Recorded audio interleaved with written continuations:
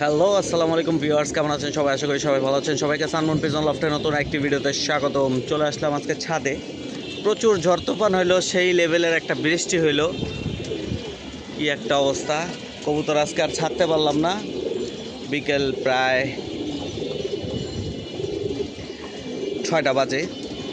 তো এই জন্য কবুতরকে খাবার দিয়ে দিলাম। খুব টেনশনে ছিলাম যে এই ধারালা বৃষ্টি নামছে আর আউলা পাথালি বাচ্চাগুলো ভিজে গেছে, ওই বাচ্চাগুলোও ভিজে গেছে। নর্মাদিগুলো মোটামুটি ঠিক আছে, এই সাইডে বাছারটা কম যায়, পশ্চিম পাশ তো।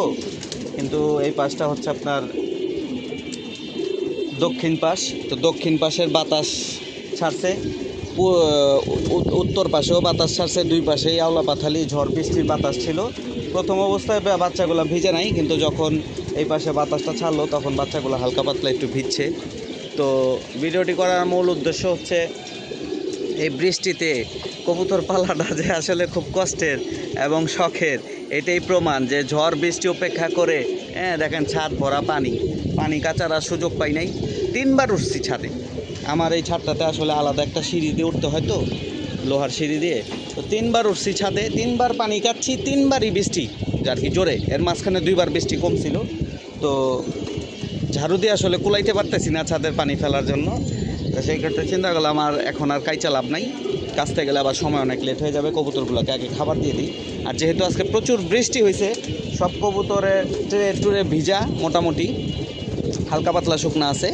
তো এই জন্য আজকে করব কি, কবুতরগুলোকে টেনে খাবার দিব। তো আমার এই দুই খাঁচাতে প্রায় 40টা 80টা কবুতর আছে, এই দুই নরমাদির খাঁচাতে। নরের খাঁচা একটু প্লাস হবে আর মাদির খাঁচা একটু মাইনাস হবে 40টা থেকে। তো আজকে কবুতরকে একটু টেনে খাবার দিব, কারণ বৃষ্টির মধ্যে কবুতর খাবেও কম। তো টেনে খাবার দেওয়ার উদ্দেশ্য একটাই, যেহেতু ওয়েদারটা খারাপ, ঠান্ডা ঠান্ডা একটা ওয়েদার আছে এবং বৃষ্টিতে কবুতরগুলো ভিজছে, তো বদহজম হওয়ার চান্স থাকবে। তো বদহজম হওয়ার যেহেতু চান্স থাকবে, সেই ক্ষেত্রে কবুতরগুলোকে আজকে টেনে খাবার দিব। তো আমি যে মিক্সড খাবারটা দিই, মিক্সড খাবারটা প্রপারলি দিছি, বাট গমটা আজকে কম দিব। হ্যাঁ, কারণ গম থেকেই বদহজমটা বেশি হয়। গমটা হজম হয় একটু সময় নিয়ে, লেট করে, কারণ গমটা পেটে যে আগে ফুলে তারপরে এটা ম্যাশড হয় পেটের ভিতরে। তো সেই ক্ষেত্রে আজকে গমটা কম দিব। গুঁড়া খাবারগুলা আর কি পরিমাণ মতোই দিয়ে দিছি। তো এখন গমটা দিব কম। গম যেখানে 1 পট দেয় ওখানে হাফ পট দিব, যেখানে হাফ পট দেয় ওখানে হাফ পটের একটু কম দেবো বাচ্চাগুলোকে। আর বড়োগুলোকে 1 পটের জায়গায় হাফ পট দিব, আর বাচ্চাগুলোকে হাফ পটের জায়গায় তার চাইতে একটু কম দিব। দেওয়ার পর আগামীকালকে ইনশাল্লাহ ভ্যাকসিন করার ডেট আমার। তো সব কিছুই ঠিকঠাক মতো করে রাখছি। আর আল্লাহর রহমতে কবুতরগুলো সব সুস্থ সবল আছে। কারণ কবুতরগুলো মাঝখানে একটু দুর্বল ছিল, বাচ্চাগুলা। বড় কবুতরগুলো ঠিক আছে আল্লাহর অশেষ রহমতে, বাচ্চা কবুতরগুলো একটু দুর্বল ছিল। এখন আল্লাহর অশেষ রহমতে পুরো ফুল পারফেক্টভাবেই বাচ্চাগুলো এখন সুস্থ সবল আছে। তো যেহেতু অসুস্থ অবস্থায় ভ্যাকসিন করানোটা ঠিক না, কারণ ভ্যাকসিনটা খুব পাওয়ারফুল। তো অসুস্থ অবস্থায় যদি ভ্যাকসিন করাই, কবুতর ভ্যাকসিন করানোর ঠিক 5 থেকে 10 মিনিট পর যদি কবুতর অসুস্থ থাকে, হ্যাঁ, অথবা একদিনের ভিতরে কবুতর মারা যাওয়ার চান্স 100%।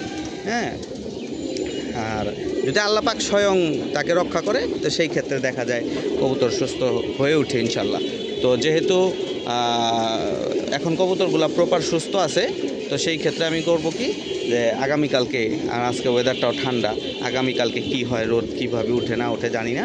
তো ইনশাল্লাহ আগামীকালকে ভ্যাকসিন করা ফেলবো। আর রোদ উঠুক আর যাই উঠুক, এই ভ্যাকসিনটা আল্লাহর রহমতে কোনো প্রবলেম হয় না। আমি আবারও বলে দিচ্ছি, ভ্যাকসিনটা করাই আমাদের নবাব ভিজন লফট ইমরান ভাইয়ের কাছ থেকে। আমাকে অনেকেই এর আগের একটা ভিডিওতে বলছেন, ভাই ভ্যাকসিন কার থেকে করান, কীভাবে করান আমাকে বলেন, বা আমি করতে চাই। তো আসলে আমি আবারও বলে দিচ্ছি, আমার সাথে ইমরান ভাইয়ের সাথে এই ব্যাপারে কোনো কথা হয় নাই যে উনি বাহিরে যে অনেক দূর দূরান্ত যেয়ে, কারণ আমাকে অনেকে যারা নক দিয়েছেন সবাই আর কি ঢাকার বাহিরের থেকে আমাকে নক দিয়েছেন। হ্যাঁ, তো ঢাকার বাহিরে যারা আছেন তাদের উদ্দেশ্য বলে দিই যে মনে হয় না ইমরান ভাই যে জামাল ভাইকে দিয়ে ভ্যাকসিনটা করায়। তো জামাল ভাই আসলে নিজেও ব্যবসা করে এবং ছাদে কবুতর খাওয়ায়। তো সেই ক্ষেত্রে ঢাকার বাহিরে যে করানোটা মনে হয় না পসিবল হবে। তারপরও যদি কারো ইচ্ছা থাকে, ইমরান ভাইয়ের সাথে ফোনে অথবা মেসেঞ্জারে যোগাযোগ করে নেবেন।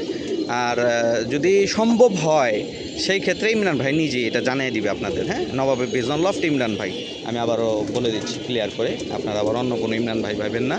আমার যে ক্লোজ বড় ভাই, আমার কাছের, আমার কলিজার ভাই। তো ওনার থেকে এটা করায়নি, এবং পার পিস কবুতর 25 টাকা করে নেয়। তো আমার এখানে প্রায় 128টার মতো কবুতর আছে। তো এইখান থেকে 2-4-5টা কবুতর হয়তো বাদ যাবে, যেগুলো একটু বেশি বয়স্ক। তো ওই কবুতরগুলো বাদ দিয়ে বাকি কবুতরগুলো সব ভ্যাকসিন করায় ফেলবো। তো আজকে পানির সাথে অবশ্যই ভ্যাকসিন যেদিন যেটাই করান, শুধু ইমরান ভাইটা না, যেটাই করান ভ্যাকসিন করানোর ঠিক 2 দিন আগে থেকে আপনারা লিভারটনের কোর্স একটু করায় নেবেন। এটা খুবই উপকারী, কারণ ভ্যাকসিনটা করলে লিভারে একটু ইফেক্ট পড়ে অসুস্থ কবুতরের জন্য, সুস্থ কবুতরের জন্য।